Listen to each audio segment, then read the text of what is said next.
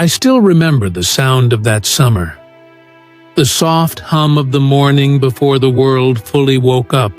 The air felt cleaner somehow, the sky clearer, and the streets quieter.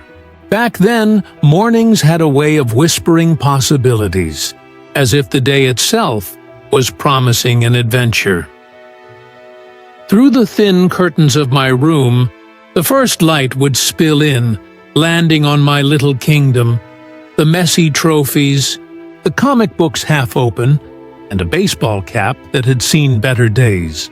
The scent of dust mixed with sunlight was its own kind of comfort. My old bike stood in the garage, its paint chipped and its handle grips worn smooth by time. That bike carried more dreams than wheels ever should. Every creak, every pedal stroke felt like freedom. My best friend Danny would meet me outside, both of us pretending we had somewhere important to go, even if it was just around the block. The neighborhood was still asleep as we rode down the empty street, our laughter echoing between rows of houses. Every turn was familiar, yet every morning felt new. We passed the same cracked sidewalk, the same mailbox we used as a goalpost, and waved at the same old man watering his lawn. We always stopped by the corner store, the one with the faded soda posters on the wall. The owner, Mr. Lane, had a voice like gravel, but a heart softer than ice cream on a hot day. We'd buy a cold cola, split the cost, and sit by the steps, talking about everything and nothing. Danny would always make me laugh. Sometimes I think we didn't even need a reason. Laughter just came easy back then. Maybe that's what childhood really was. Laughter without a reason. We'd cut through the neighbor's backyard, our unofficial shortcut. The tall grass brushed against our legs as sunlight filtered through the trees.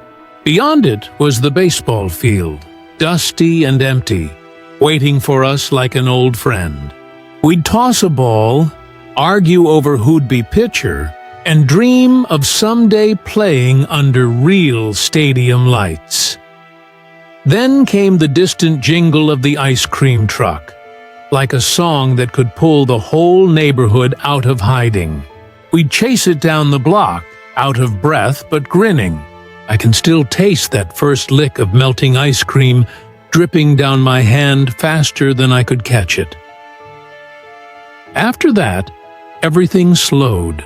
The heat of the afternoon, the rhythm of the sprinklers, the way time stretched out endlessly in those summer hours. That's when we decided to plan something bigger. A trip to the lake.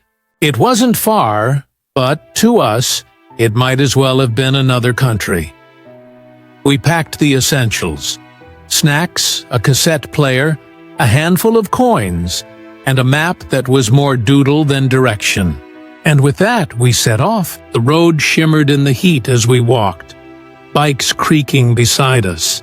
Power lines stretched above like quiet company. The world was simpler then.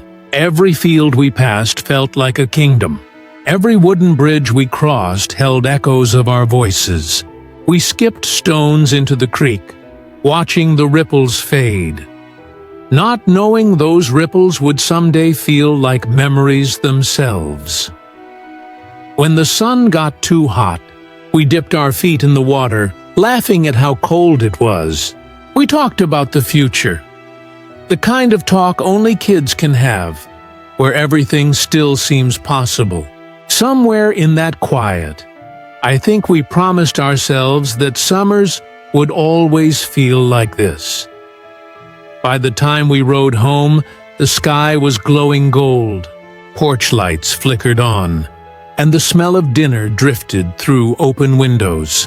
My mom's voice called me from the doorway, half worried, half relieved.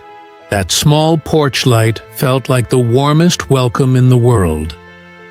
Dinner was loud, full of stories that barely made sense, but felt important. Later, I'd lie in bed, listening to the soft hum of the radio. Those old songs still play in my head sometimes, even now. The next morning felt just as new. Another sunrise, another chance to make the day feel endless. We went back out. The same roads, the same plans, the same laughter. And it never got old. Softly. If you're listening, and this reminds you of your own summer, the one that still lives somewhere inside you, maybe subscribe. We keep memories like these alive here, one story at a time. We decided to visit the lake again that weekend, piling into the back of an old pickup truck someone's cousin borrowed. The wind rushed past as the world blurred into sunlight and laughter. The lake was waiting for us, still, blue, and endless. We swam until our fingers wrinkled, floated on our backs, watching the clouds drift. We ate soggy sandwiches, snapped a few Polaroids, and promised we'd come back every year. But somehow, life doesn't always keep its promises. That night, back home, I flipped through the pictures, the smiles, the water, the light. They already looked like they belonged to another time. I didn't know then that it would be our last summer like that. The days that followed blurred together. Storms came, school started, and the air changed. The bikes got rusty, the store sign faded, and Mr. Lane eventually closed shop. But every now and then, I'd ride past the lake road, just to remember. Years later, I found those old photos again, a little faded, edges curling but still holding something real. Looking at them, I could almost hear the laughter, the hum of the ice cream truck, the soft crunch of gravel under bike tires. That's the thing about those summers. They never really leave you. They just wait quietly, tucked somewhere in the corners of your heart, like sunlight behind old curtains. Because before life got complicated, before schedules and screens and endless noise, there was that summer that never came back. And maybe that's exactly why we remember it so well.